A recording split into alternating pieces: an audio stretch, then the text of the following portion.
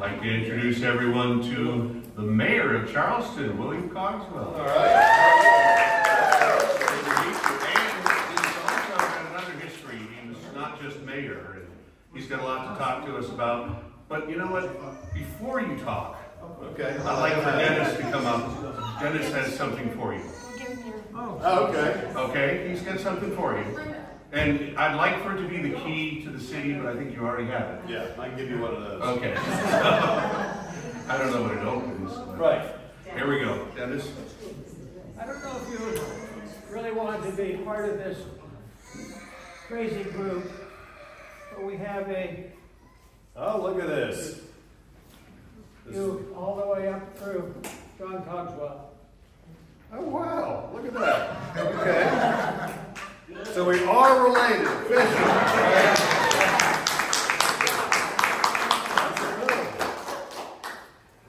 Well, guys, thank you all for having me. And I guess maybe I'm delinquent on my dues or something, but so I'm here comped. But no, it's a great organization, and it's something that my grandfather really loved dearly. He loved his family and knew a hell of a lot more about it than I do. But I tell a funny story. I actually got into genealogy.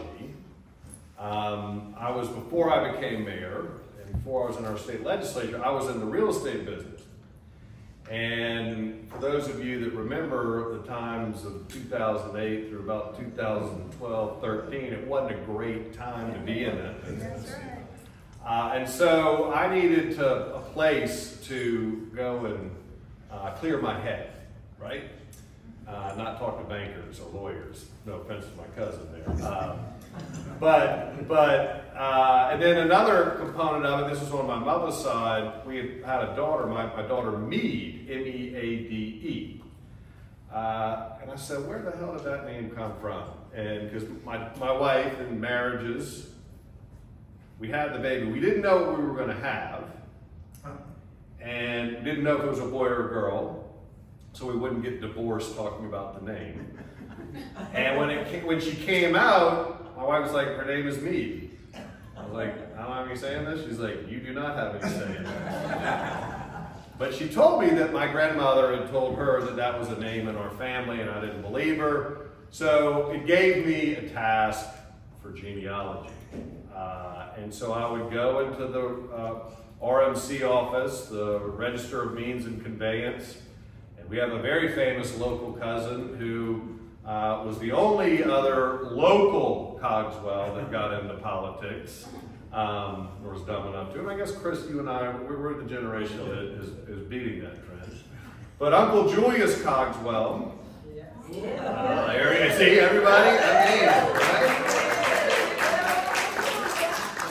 Well, let's just say Uncle Julius is well recorded because he is on every Register of Deed in Charleston County for, I think he was elected for like 68 years continuously. So we're definitely not going to do that in my political career. I can assure you my wife would absolutely divorce me if I tried to run for 68 years. But anyway, it was a fascinating journey down a rabbit hole that I'm sure many of you all have been on, where you start to learn about all the fascinating people that you're related to, and sometimes the not so fascinating people that you're related to. But it was really an incredible exercise for me to tie history to, I've always been a big fan of history, and I've loved history. Knowing where your family members were and what they probably experienced and read about in the paper, and you wonder what they were going through, when these major events in our great nation's history occurred. And to have that personal connection, I found really interesting and fascinating. And so I have a very in-depth record of all that, and if anybody's interested in it, I'm happy to share it. You have. Oh, I have. Okay. See, this is our resident of the story. I pretend like I know what I'm talking about, but then we always have to ask Edna, because she really knows what's going on. Not anymore. I'm a little older. But the Cogswell family here in Charleston, I think you all probably know this or maybe heard a little bit about it, is a pretty interesting one. I mean, obviously, we're a New England family, you know, John Cogswell up there, and I've been to Cogswell Grant. I actually saw the rock, you know, where the Golden Hind was. What was the name of the ship? The Angel Gabriel. Angel Gabriel. All right, there we go. So, all right, I'm definitely not going to start fact checking myself here, right? But 1868, I think. that's right. That's right. Maybe I don't know. It was in May, but no, I'm kidding. August, it was storm. It was a leap year. But in any event, I've always been fascinated by the first Cogswell to come down to Charleston, and there's not much known about young Harvey.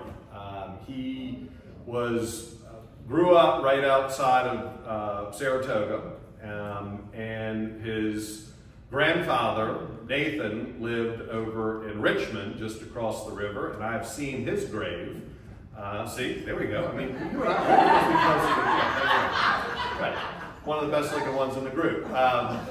So we've been there, but how and why Harvey's parents died very young, when the children were pretty young. I think it was in 1799.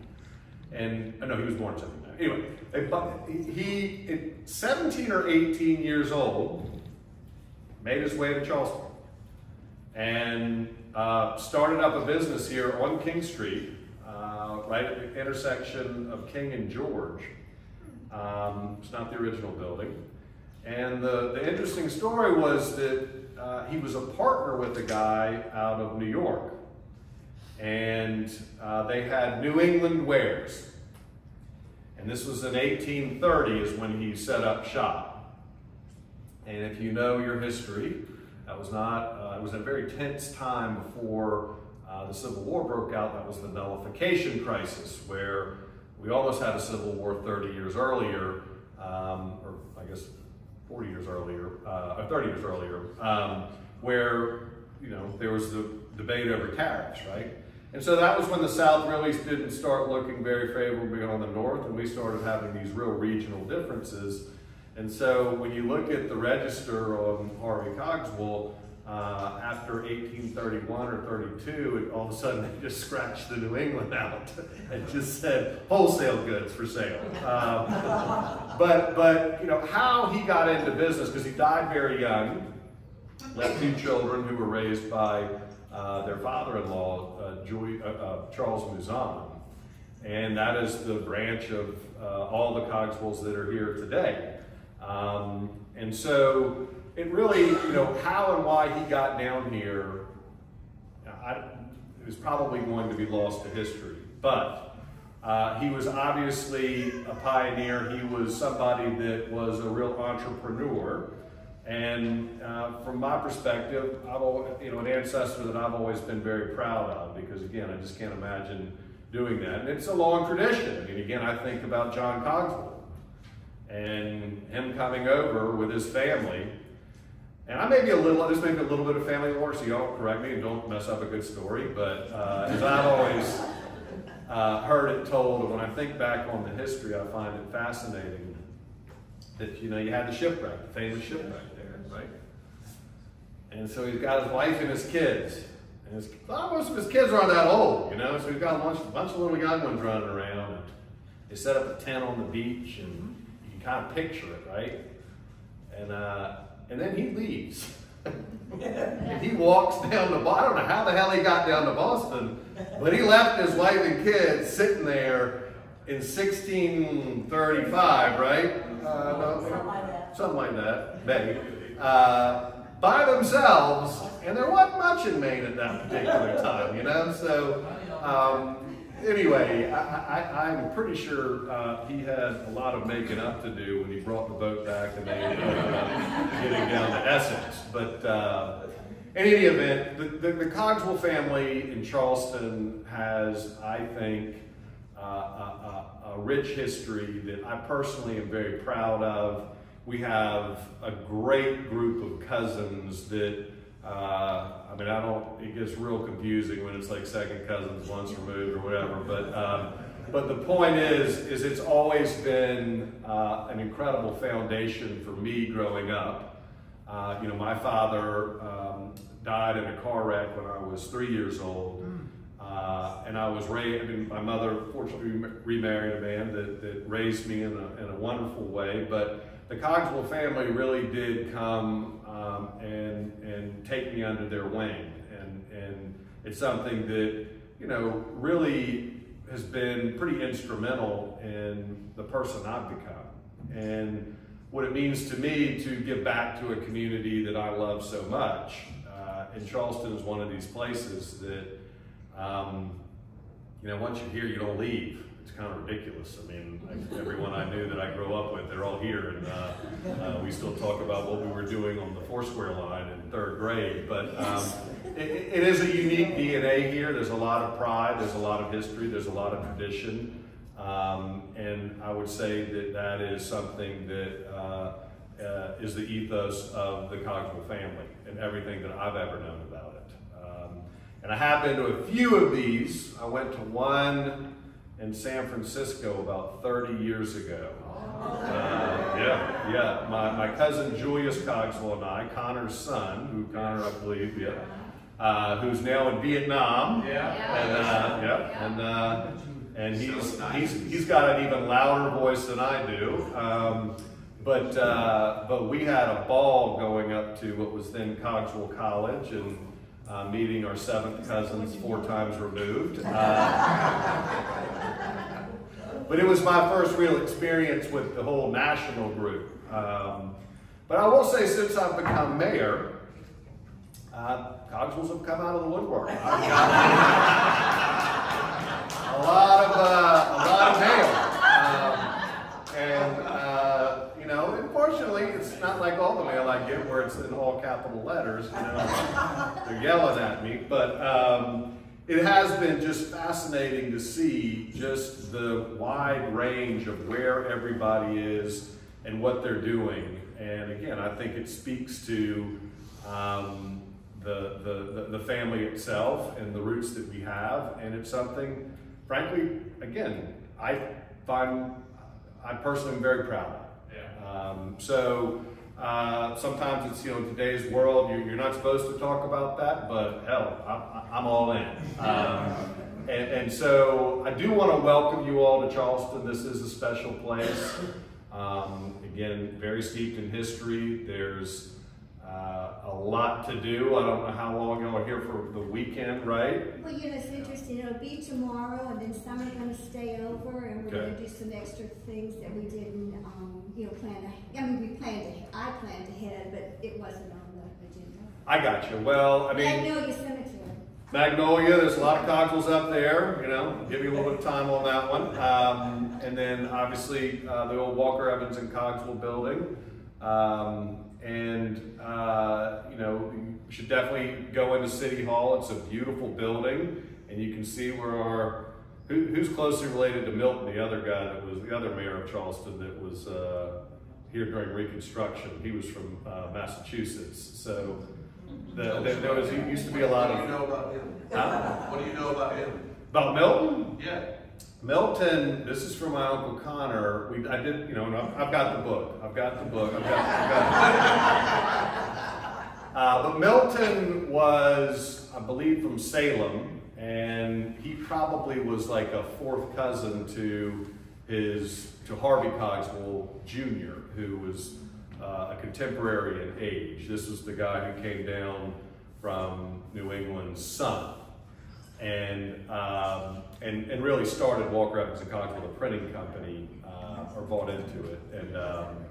And so he was here during Reconstruction, and at that time, you know, Cousin Harvey down the street from City Hall was going through a very difficult time.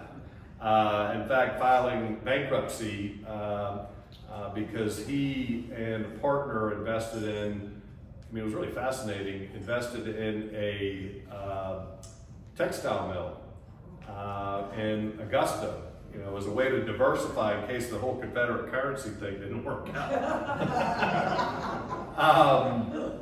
But no, Milton was a colonel. He was involved in actions down near Beaufort and came with Sherman up through the Carolinas and was put in charge as the superintendent of the city of Charleston, which was an occupation at that time.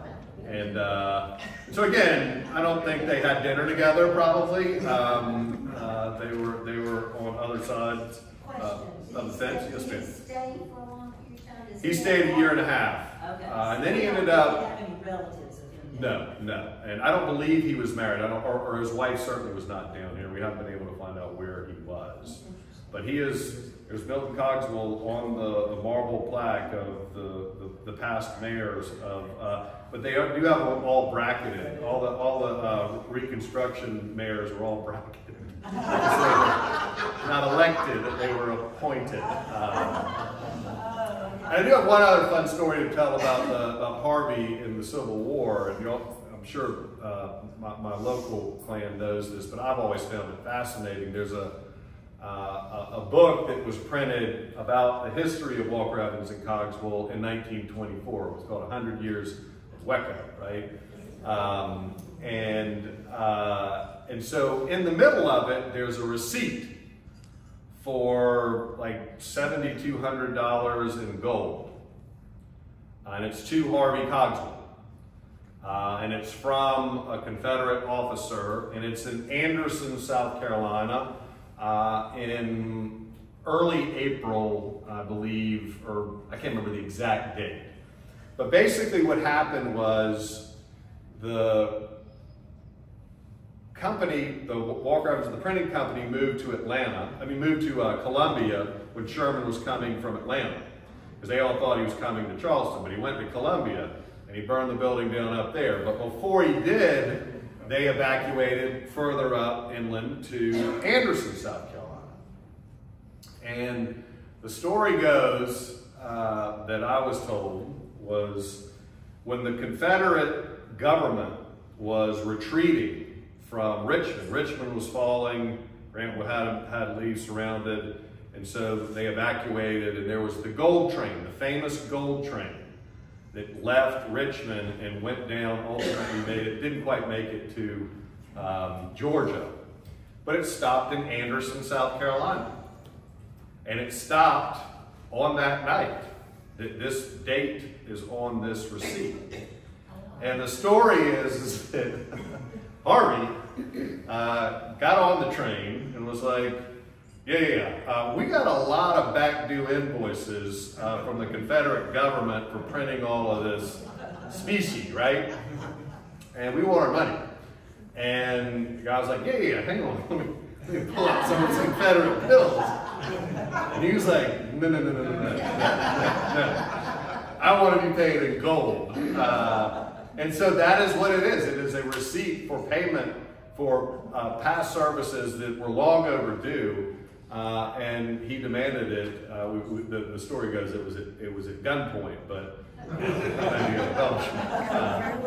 but he did get it apparently, and then nobody knows what the hell happened to it because he sure as hell didn't have it after the war. But again, the family history after Harvey coming up through my great grandfather and his two brothers, and they're going off to World War I to fight together. It's a really fascinating story. You had Julius Chesney, who was actually nominated for the Medal of Honor as a Marine, a lieutenant at the Battle of Belleau Woods. If you're familiar with World War I, that is the turning point where really the Allied powers prevented the last push from the Germans from taking Paris. And he was wounded so badly that he didn't know who he was. It was like a English patient situation. And his brothers, Harvey and, William and Vernon, stayed over and looked for him. They thought they were looking for his grave. And so they finally found him, and we had these great letters from the hospital. They finally found him in a hospital in France. And he didn't know who he was. And there was this English nurse there that clearly had the hots for her. And he was a handsome guy. And because I remember reading some of these letters and it was like, well, that's kind of strange. She's writing this about how beautiful he is and everything. But when he came back home, he had been engaged to a woman here in Charleston. And yeah, well, so he was faithful. He didn't do anything. And my grandmother, and when Chesney came back, he didn't marry. And he didn't marry this woman that he had been engaged to. So there's always some suspicion. Did he, was it the nurse, what have you? And then my grandmother was like, this was more of a Hemingway issue where he couldn't perform as a man. And I was like, all right, enough. I don't need any of that. Hey, it was his arm. Right. Well, no, he was hit by shrapnel too and gassed. Do you know the other part of that at all? You don't know. We'll never know. No, he did not tell me. This was not written in a journal. This is from my very frank grandmother, who was not a Cogswell, but married in, and brought some of that northern blood down. But in any event, there's a great story about this because, as I understand it, and you can jump in here and probably add to you too. The woman that was in love with Chesney and was his fiance, she didn't marry for like 20 years or 10, 15 years. And then he ultimately died relatively young, very young. And then my great-grandfather died like a week later at the funeral or something. Maybe it was vice versa. But they were very close. And so the Citadel, which is the military college here, where Chesney went, they gave a portrait, which still hangs in the library, the Daniel Library at Citadel today, and we're taking a look at it too. And apparently the story is when they unveiled the portrait, the woman who did finally marry, and she married General McAllister, who was the commandant of the Citadel, and the MC of the unveiling. And so the curtain comes down, and his wife standing next to him, just starts bawling, crying. And it was a very awkward moment for the general there. So anyway, again, folks, I could go on and on and on, just like I know you all have fascinating stories about your family, about your Cogswell relations. But it is fun to talk about. It does tie us all together. And I really do welcome you to this city, and I'm excited for you to see what the Southern Branch has been doing all these years and generations. And I think you'll find that, the water's fine down here, and y'all should come on down and visit more often. And you can move here too, and I'll certainly give you a key to the city if you want to, right? Again, guys, thanks for having me. Glad to be here. I gotta go.